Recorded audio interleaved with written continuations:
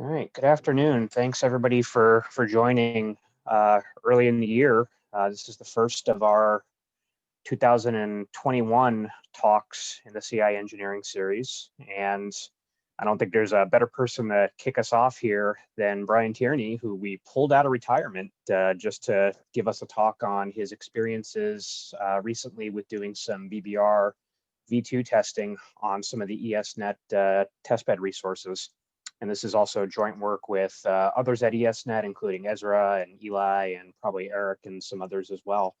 So I will turn it over to Brian to give the overview. Thank you very much, Jason. Actually, quick question for you, Jason. Do you usually hold questions to the end, or do you interrupt as we go with questions? However you'd prefer. I think I'd prefer to get interrupted. Okay. But well, if anybody does have questions, please use the chat, and I will get them to you as they come in. Okay, great. Okay, well, it's good to be here, everybody, and I'm glad I'm not competing against live news feeds from Washington today. I feel sorry for anybody who had to give a talk on Wednesday. Yes, ESnet tempted me out of retirement to do some bbr2 testing work. I'm only back 10 hours a week. Don't worry, I'm still mostly retired. But this is was a fun project, and I'm sort of excited to tell you what I found. So first, I'll start just very briefly, just remind people of TCP's congestion control history. BBR is, the latest attempt to address the problem of congestion control, which has vexed the internet, pretty much since day one. Some dates to sort of keep in mind for historical perspective. Slow start started in the late 90s. Cubic was released in 2004, but became default in 2006. The famous ESnet TCP slide, which is next, was first shown around 2013. The FQ, which stands for Fair Queuing Traffic Shaper, got added in 2013, which made it possible to do BBR and then bbr2 in 2017, 2019, respectively. So this is a problem that the community has been addressing since the internet began, each step we get a little bit closer to an optimal solution. I'm guessing there's not too many people on this call who haven't seen this slide, but I just thought I'd throw this up there for, again, more for historical perspective. This was the slide that ESnet started to use as a justification for the Science DMZ and how you had to really carefully architect your network to avoid packet loss because of the way Cubic and Reno responded to packet loss. So in general, TCP congestion control algorithms fall into two categories. The first is loss-based, which is Reno and Cubic, etc. Basically, these algorithms slow down if any packet loss is detected. The other category of applications or algorithms is called delay-based, and TCP Vegas, which goes back to as far as Reno, more or less, and TCP Fast from the mid-2000s were examples of these, whereas rather than being reacting to loss, it reacts to additional delay being detected. Now, the internet has almost exclusively used loss-based congestion control algorithms historically, and it assumes that packet loss is the equivalent of congestion. But that is very much not true, especially in today's faster networks. That congestion is the state where the network path has more data in flight than the bandwidth delay product of the path. It's not necessarily due to congestion. And loss-based congestion control, such as Reno and Cubic, is problematic both due to buffers that are too small, where packet loss happens before congestion, or buffers that can be too big, especially at the endpoint links, where the deep buffers congestion happens before packet loss. That's the problem known as buffer bloat. So the bbr congestion control algorithm takes a totally different approach. It does not assume that packet loss equals congestion at all. It builds a model of the network path in order to avoid and respond to actual congestion. So Mathis gave a talk as part of this talk series last, I believe it was March, where he talked about this a little bit. And rather than rewriting this slide, I more or less just stole it from him. So, but to remind you, in case you didn't listen in on that one last year, again, BBR is a totally new first principles for congestion control. It builds an explicit model of the network where it tries to estimate the max bandwidth and the minimum RTT of the path you're on. The basic algorithm says by default, you pace at the previously measured maximum bandwidth. And then you transmit based on a clock rather than the acts that come back from the receiver. And then you vary the pacing rate to measure the model parameters. So you periodically increase the rate to observe new max rates, and you periodically decrease the rate to observe the minimum RTT. And then starting with bbr2, it also factors in ECN notifications. That's early congestion notification. So the BBR's personality is determined by the heuristics that are measured and then vary the rates according to that. So the heuristics are basically unspecified in the core algorithm. So you can modify them for your own use cases. And BBR2, this information is from a slide given by Google at IETF 104. There were some issues noticed with the first version of BBR that came out in 2017. There was definitely issues with sharing with Reno and cubic flows. There were issues apparently with when the packet loss, if the bottleneck queue was less than 1.5 times the bandwidth delay product. So I guess small buffer devices, issues on Wi-Fi, etc. So BBR2 was an extension to BBR developed by Google to address these problems. And BBR is currently being used, according to this talk, on a small percentage of global YouTube traffic. So it's possible that anytime you use YouTube, they're actually sending BBR2 to your home. And it's used almost exclusively internal to Google for internal traffic. So the fairness issues go away if there is no cubic or Reno on your network. So internally, they're just 100% BBR. This slide is from the Google presentation. I think it's just a nice summary of cubic versus BBR v1 versus BBR v2. Again, for v2, they added some more parameters into the model. Neither BBR1 or 2 has anything to do with loss, although v2 does have an explicit loss rate target. ECN is handled by cubic in the classic way. It's not handled at all by v1, and it is using a DC TCP inspired ECN for v2. That's a data center TCP. I believe that initially came out of Microsoft. And then different slow start algorithms for all of them too. And again, some more pretty pictures from the Google talk that I thought I'd do very quickly. So hopefully everybody is familiar with the classic Reno sawtooth, and this doesn't require explanation. But as we know from the Science DMZ presentations, the TCP is very brittle. So to fully utilize a 10 gig path with Reno, you had to have more than an hour between losses, which is obviously hard to achieve. So cubic helped with this, with a different shaped sawtooth that recovers a lot quicker.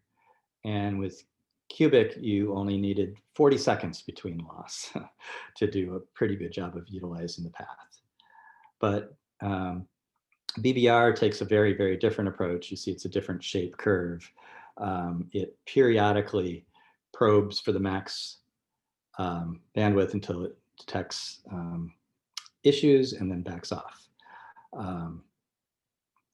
So it's a nice kind of way to visualize the different algorithms. So ESnet's bbr2 evaluation project that they brought me on to help with is specifically to test out BBR for the context of large science data transfers. Basically, should you run bbr2 on a data transfer node? In particular, like 40 gig and 100 gig data transfer nodes. The assumption is you're using some sort of tool that does parallel streams. And so the focus is on the needs for this community. Which is very different than the Google/YouTube requirements. So it's not surprising that, well, as you'll see, it doesn't quite work as well for our use case as it does for theirs. Our other goal is to just share our results with the community, which I'm doing now, and in particular, anticipate future small buffer, high bandwidth delay networks. As we go to 100 gig networks and 400 gig networks, scaling the buffer sizes with those speeds just clearly is not going to work. So our testing, we used a 40 gig host, which is directly connected to the ESnet backbone. It's running Ubuntu 20 with the bbr2 patch. And then we're using the perfSONAR test point Docker container. You have to use the Docker container because perfSONAR doesn't support Ubuntu 20, but it's nice for a number of other reasons.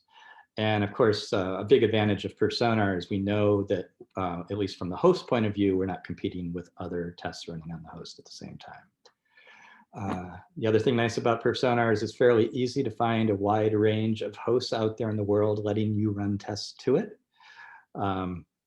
So we selected a variety of test hosts with various RTTs and various loss characteristics.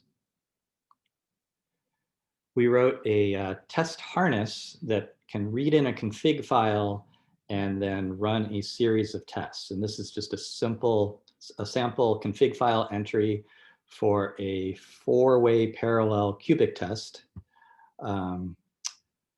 You can enable it or disable it. You can say how many iterations to run it. You specify your source and dest, where in this case, dest can say get it from a file.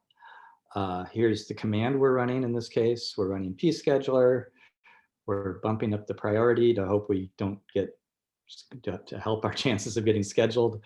The pscheduler reference tag is nice because that way you can pass a JSON blob through to the archive backend, and we're sending all this data to an elk stack backend, an elastic backend, so that way we can tag the results. Of course, we're using the JSON output to make it easier to parse. We're specifying a large window size to make sure we're not window limited. 4 parallel streams, 60-second test, and then the destination gets picked up from the list in the file. And the other thing that's really useful about our test harness is you can specify commands to run before or after your test. So for example, we are specifying the congestion control for the test to make sure that it's set appropriately. And you can also tweak BBR parameters using these pre and post. You can tweak pacing parameters, which I'll talk about later, et cetera. So just simple config file, and then you can run a set of tests.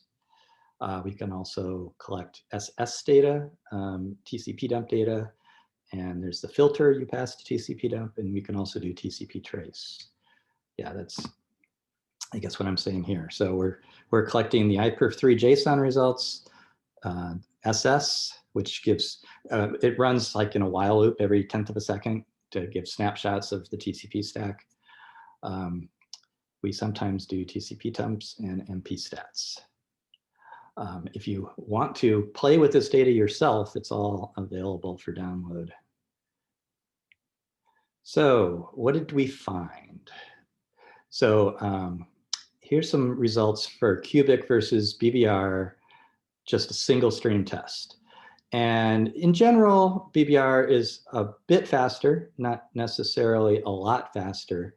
The results here are broken into what I call clean path and lossy path. A clean path is a path that I observe consistently if I run an iPerf that's congestion window limited, so I'm not overrunning the receive host ever, I will see 0 packet loss. So that's my definition of a clean path in these slides. A lossy path is any path where I'll see congestion even if we're not window limited. And just quickly to explain these plots, obviously time on the x-axis, bandwidth on the y-axis.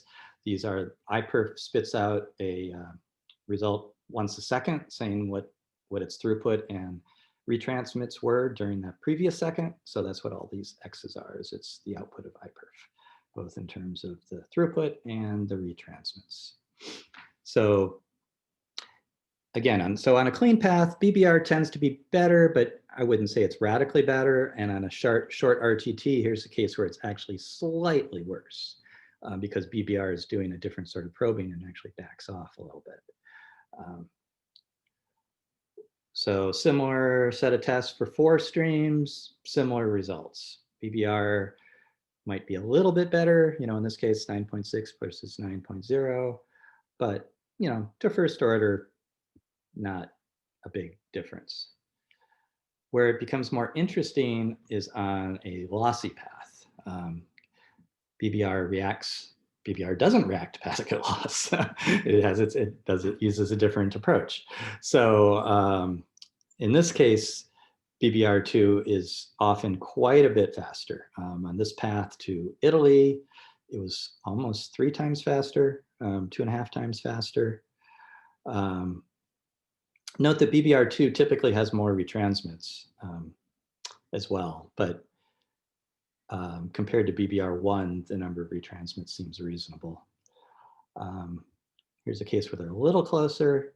Here's another case where the BBR2 is considerably faster than cubic. So very promising, right? Then, of course, we wanted to do some tests on fairness. So we run simultaneous cubic and BBR2. So the way we did this is I took the iPerf3 source code and I hacked it so that the congestion flag for iPerf3 is only honored on the, I think it's even numbered streams. And the odd numbered streams get the default congestion control from the system. So it was about, I don't know, 4 or 5 lines of code to hack iPerf3 to do half of the streams BBR and half of the streams cubic. And here you can see that BBR pretty much steps all over cubic. That thing, performance goes down fairly dramatically. So for example, on this, for Amsterdam here, compared to the earlier slide, we go from 2.25 gigabits per second to 0.1 gigabit per second. So cubic is reduced by a factor of 22. For Brazil, it was reduced by a factor of 10. And for Italy, it was reduced by a factor of 19 compared to running cubic alone without competing BBR flows. So, so clearly that could be an issue depending on your setup. Now, for short RTTs, kind of not a big deal. Shorter RTTs, cubic and BBR share pretty well. It seems like the fairness issues start to kick in between 10 and 20 milliseconds. So the plot on the left here is 10 milliseconds, and to first order, it's 3-ish gigs versus 2-ish gigs. That's reasonable.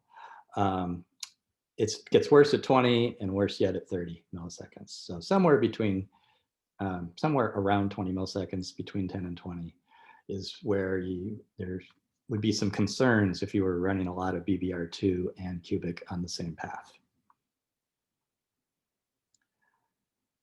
We also ran some tests comparing BBR2 to BBR1, and performance is similar. It seems to be a little better with BBR2, but the big difference is the retransmits. BBR1 has sort of a ridiculous amount of retransmits on certain paths. I mean, 11% or almost 12% of the packets in this test were were transmitted twice compared to 0.8. So big win for bbr2 as far as retransmits go. As far as bandwidth goes, and not a big difference. Just also wanted to point out that we're collecting the results in Elastic. Here's a couple really quickie Kibana plots. We haven't dug into this yet, but the idea is pretty much all the results you're seeing now, you just sort of have to trust me that they're representative. But whereas we actually look at the Elastic data, we should be able to do some real analysis that shows that the results I'm showing are actually representative. So bbr2 has some assumptions baked in. Like I mentioned that Google is experimenting with it for YouTube. And if you actually look at their bbr2 source code, it actually says that the default parameters are optimized to allow fairness with a 25 megabit flow and a 30 millisecond path. So clearly that is not what we're talking about with DTNs. So it's a very, very different use case. And I would say that from what I've seen, bbr2 works great in that situation in the YouTube use case. But our use case is very, very, very different. And bbr2 has a lot of tuning knobs.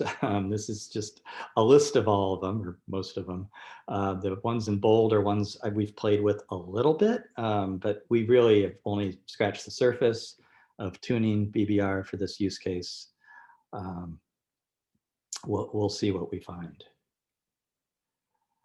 If you'd like to play with this on your own, we've put together a Docker container that includes the perfSONAR test point Docker plus all the extra tools layered on top of it that we're running here.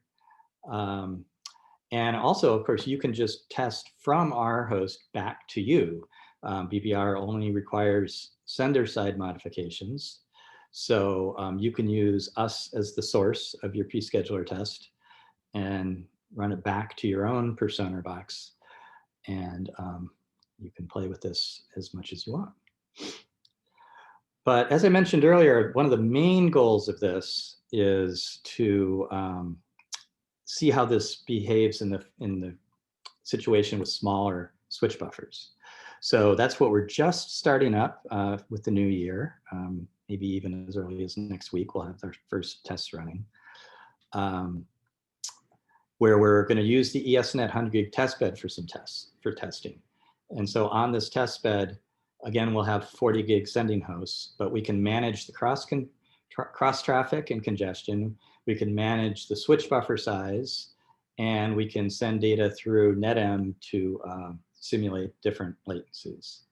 So we're looking forward to seeing what we find as far as with our buffer experiments. So to summarize the BBR2 results, what we're seeing is that BBR2 is almost always as fast or faster than Cubic, occasionally a little bit slower on a clean path. I think that actually should be short RTT path. It is significantly faster on paths with high packet loss, but it does have some fairness concerns, especially on high latency paths, anything 20 milliseconds or more. And the higher the latency, the more the fairness impact seems to be. But pacing the flows seems to dramatically change that situation. So that's what the second half of my talk is going to be about. Also BBR2 seems to be a big improvement over BBR1, especially in terms of retransmits. And if anybody's actually running BBR1, you might want to seriously consider switching over to BBR2. And so currently, if you wanted to play with it, it's best for short RTT paths or paths with no loss-based congestion control traffic on it, such as Google's internal network, where if you go 100% BBR, that problem just goes away. So the default BBR model, which Google released, is definitely not optimized for our use case. They fully admit that. And but some more testing is needed to see how we can tweak that model for our situation. Now, the other thing to note is that the code that Google released code about 16 months ago now. I think it came out in September, October of 2019, and haven't released an update since. Now, internally, we've been told that there's been a lot of updates. They definitely are continuing to work on it. They just haven't pushed any of the more recent changes out to the public. Hopefully they'll do that someday. We'll see. And also what we've been told is that the core Linux kernel community has really raised the bar on getting new congestion control added to the kernel since bbr1 came out. So getting bbr2 in a default distribution isn't likely to happen anytime real soon. I don't know details on that, but we've been told that under today's rules, probably bbr1 wouldn't have never gotten in. We'll see. So next I'm going to switch a little bit and talk about pacing results. So if anybody has any questions on BBR, maybe we should do those first. Yeah, we can take a short pause here. If anybody does have questions, just type them into the chat room and I can repeat them back for Brian.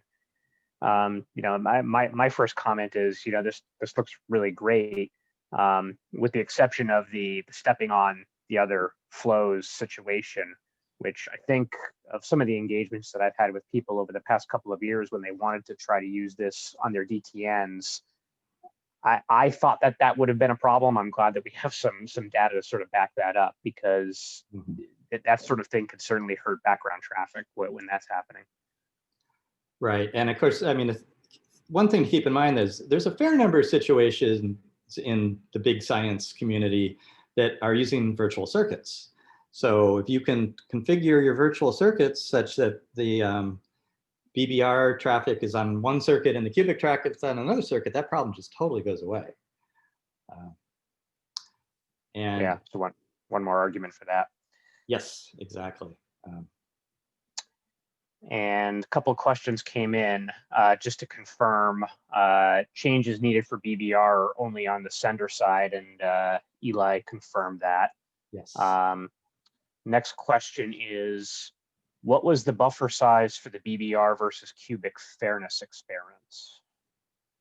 256 megs. I just wanted to make sure. I mean, so if I buffered, sorry, do you mean congestion window or do you mean buffer in the network? And if it's in the network, I don't know. But for the congestion window on the host, I was using 256, because I wanted it to be no chance that you were congestion window limited. I don't know. Yeah, so that this question asker said on the bottleneck switch. Yeah, it's hard to say. You know, these are particularly so the ESnet paths. I could probably track down the answer, and I think the answer is it was a big buffer when it was an ESnet to ESnet host. But most of the paths, most of those tests that were what I called lossy paths, we have no way of knowing. Yep. Okay. Is that it for now? Yeah, that's all the questions for now. So I'd say let's move on to the pacing examples. Okay. So some of you might remember I gave a few talks on some pacing testing in 2016 and 2017 before I retired.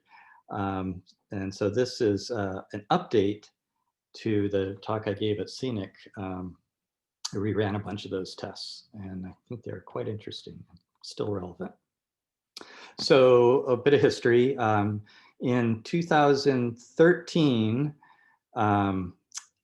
something called the Fair Queuing Scheduler, also known as FQ, was added to the Linux kernel. And over the course of 2014 and 2015, it got added to all the distributions. It was not enabled by default, but it's been around since then. Easy to add by command in your syscontrol. the default historically was something called pFIFO underbar fast. But starting in 2018 for Debian, Ubuntu, et cetera, and 2019 with CentOS 8 and Red Hat, the default switched from pFIFO fast to fqcodal, which came out of the buffer bloat community. I think fqcodal has a bunch of the same advantages as fq, but it does not allow you to do pacing. And in fact, the fqcodal developers, their webpage actually says for fat servers, which obviously a DTN qualifies as a fat server, or they also say for hosts that are running as routers, they actually recommend fq. But the situation did get better between 2018 and 2019 as far as at least FIFO fast went away and it's fqcodal. And then with fq, you can pace it using this tc command. And you can reliably pace up to 32 gigs.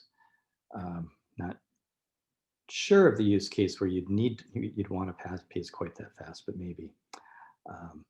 But anyway, a little more background on FQ. There was the whole issue of bursts of packet on the wire started with a lot of the buffer bloat discussions starting in 2011. And Google took note of these issues. They wrote a paper describing some of the problems in 2013. Google went off and hired some of the smartest TCP people on the planet they could find. So that led to, it was Eric in particular, Eric, I don't know how to say his name, Dumaset, wrote a lot of the code for FQ. So that all sort of came out in the mid 20-teens. So I decided to update the plots I showed in 2016 using our new 40 gig test setup and our new test harness. So here's the first set of results. So in this case, I'm pacing to 2 gigs per flow, not not 2.3 gigs per flow. I'm not trying to fill the 10 gig pipe. I'm trying to leave some headroom. So you will see sometimes Cubic will outperform. I guess here we could default, we get 8.79 versus 7.47. But you'll see that the paced results are just a really nice smooth curve, and there are 0 retransmits. Same thing on the other hosts. In general, pacing just completely eliminates retransmits with similar performance on a clean path. Now, on lossy paths, it can make quite a bit bigger difference. Again, we go from unpaced at 4.3 to paced at 6.7, and retransmits more or less go away. Obviously, I'm rounding the retransmits, so there probably are retransmits, but it's a very small number. So just right out the bat, we see pacing seems to help quite a bit. On a path that's really lossy, lots and lots and lots of packet loss, we improve the performance by what, a factor of 5, something like that. So again, I talked about this some back in 2016 and 17. I hope people listen to me, and some of you are using pacing. I don't know. Yeah, so just turning on FQ at all helps. And again, if you're still running CentOS 7, you definitely need to turn it on because it's not fqcodal by default. And it also seems to work better with small buffered devices in general. And again, so the fqcodal became the default in that set of OSs. So just so you can sort of see what the packets look like on the wire. On the left is FQ, everything's nicely spaced. On the right is the pFIFO algorithm where you get bursts of packets. So just right off the bat, you can see that you can get by with smaller buffers in your network devices by turning on FQ.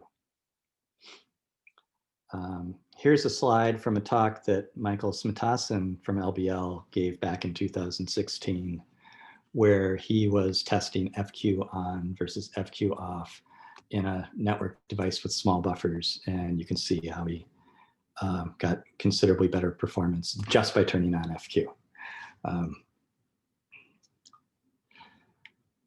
But I was curious to see how it impacted bbr2. And so here's some plots that show that. So the fairness issue on a clean path seems to just completely go away when you add pacing. The unpaced, BBR got 9.4 versus 0.1 on cubic because BBR stepped all over cubic. But if you pace them, look, they got basically the exact same. So problem solved, right? Probably not that simple, but it's very promising if you did want to go the BBR route. It's another example on a clean path where we were getting 7.5 with bbr2 versus 0.1 on cubic, and when you turn on pacing, it's not quite the same. BBR still wins, but it's pretty close, and more or less reduces retransmits to less than 0.000 in both cases. On lossy path, it's a little less clear. Let's see. So here we get cubic and BBR. Again, BBR2 is many, many times faster than cubic. When it's unpaced, with paced, it's still probably stepping on it somewhat, right? It's not there. We got the this is the, let's see, cubic paste is, yeah, I guess it's these two. So it's better. It's again, more testing is needed here. And here's another case where the BBR2 seems to kind of still be stepping on cubic, although the single stream cubic in this case, just generic out of the box cubic unpaced was only 0.9 gigs. So it was pretty bad to begin with, but I guess it did go from 0.9 down to 0.12 when you put bbr2 on top of it. But again, this is default bbr2, untuned for this use case, and totally not the use case Google had in mind when they wrote bbr2. So Matt has a question.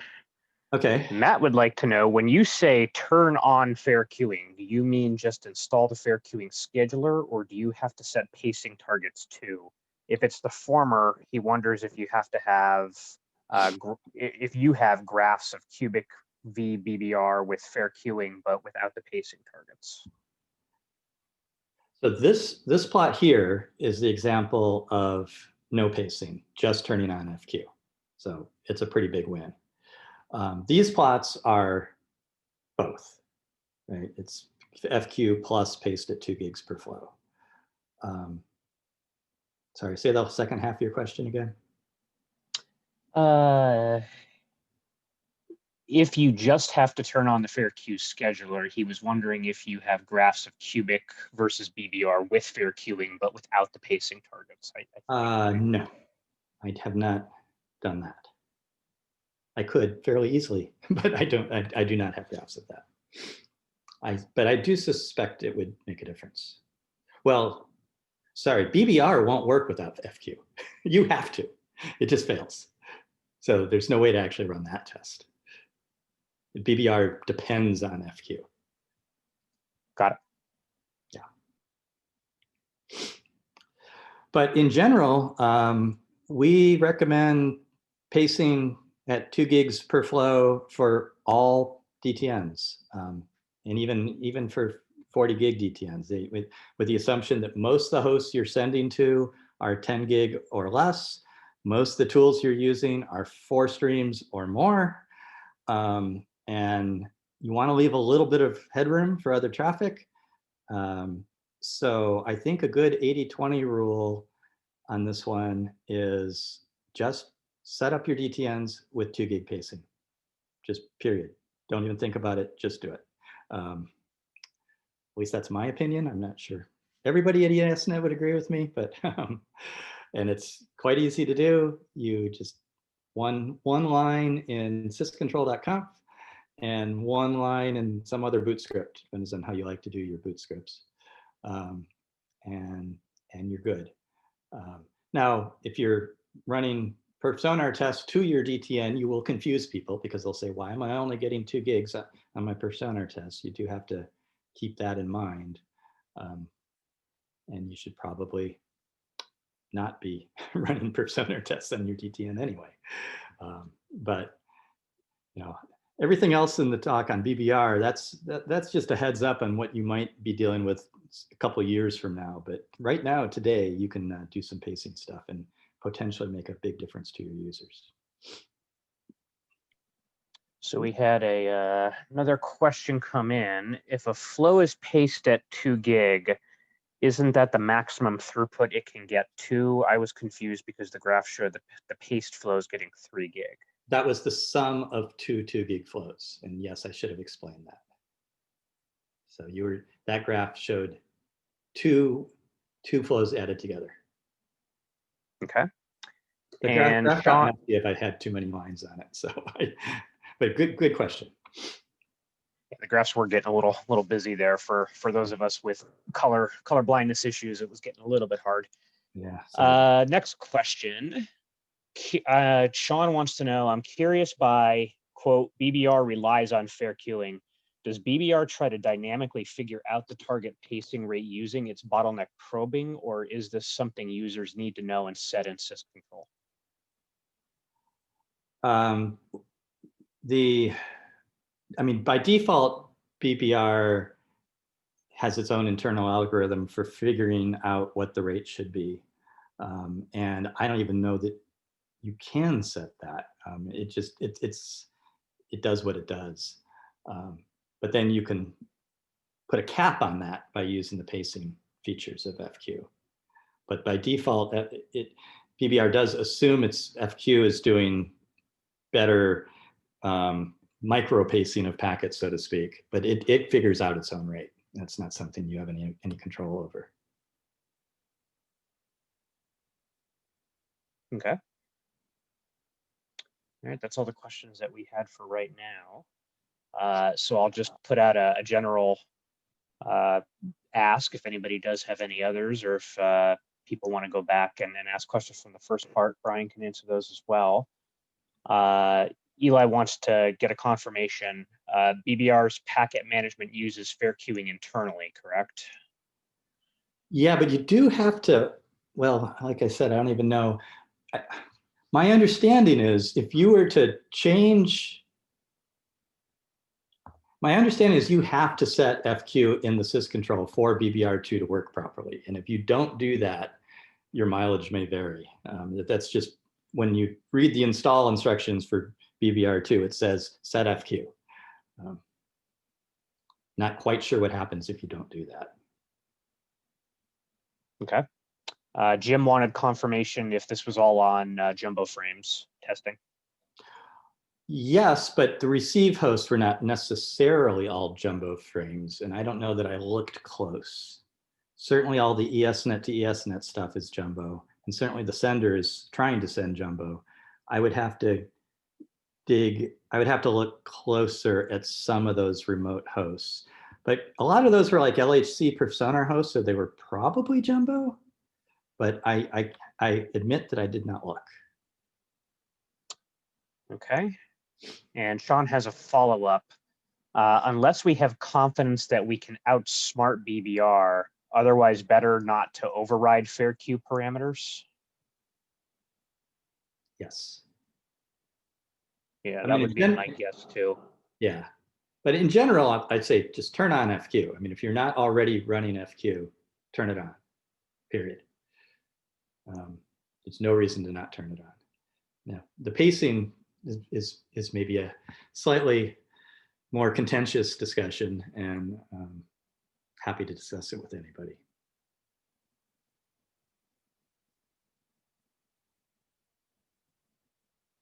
Okay, so the questions slowed down a little bit. If anybody has any others, please ask them. Oh, we got one more. Is bbr2 a good alternative to multipath networks? I think they're solving different problems. I'm not sure I have a good answer for that.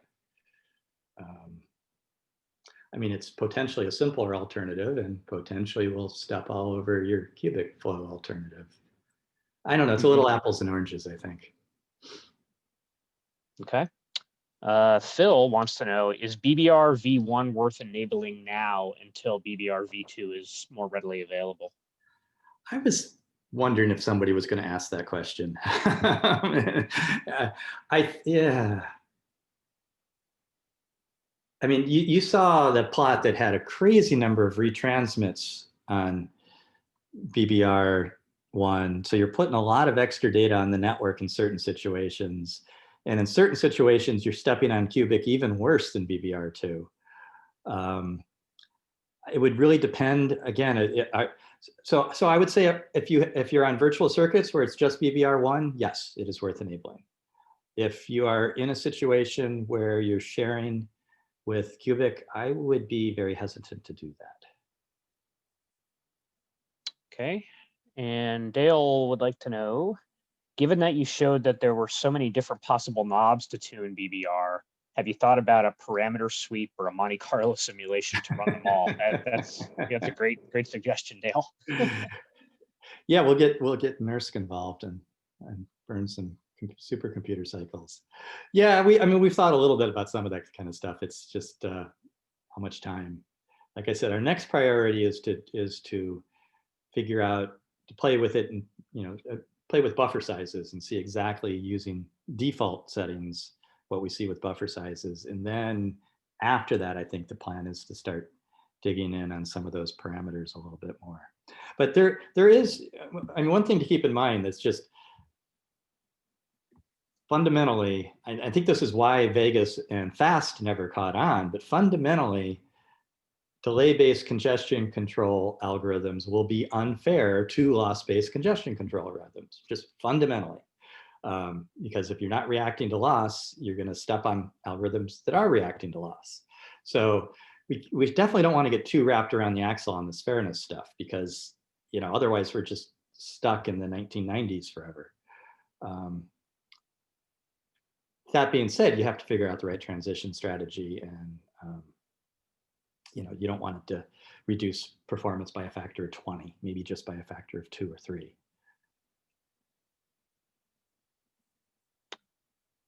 All right, last call if anybody has any other questions. Thanks for doing this, Brian. I think this is a great update on the previous BBR talks that we've had. Hopefully I can convince Matt or one of the other team members over at Google to give us an update when they do push out a new release in the coming months or years or whenever it happens to be. Mm-hmm. And I'm hoping in a few months, me or Ezra or somebody else can give an update on our buffer size experiments on the testbed.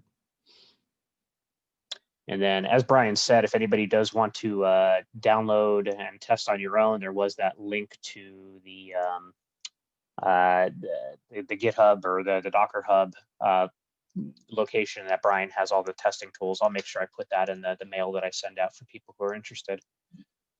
So thanks everybody for attending today. I'll get the slides and the video posted. And then for those that are still listening, next week we have a talk that's going to focus a little bit on the requirements for the upcoming CC star solicitation given by Jen and maybe me from Epic. And we'll send out the information on that, and hopefully we'll see everybody next week. Hope you all have a good weekend.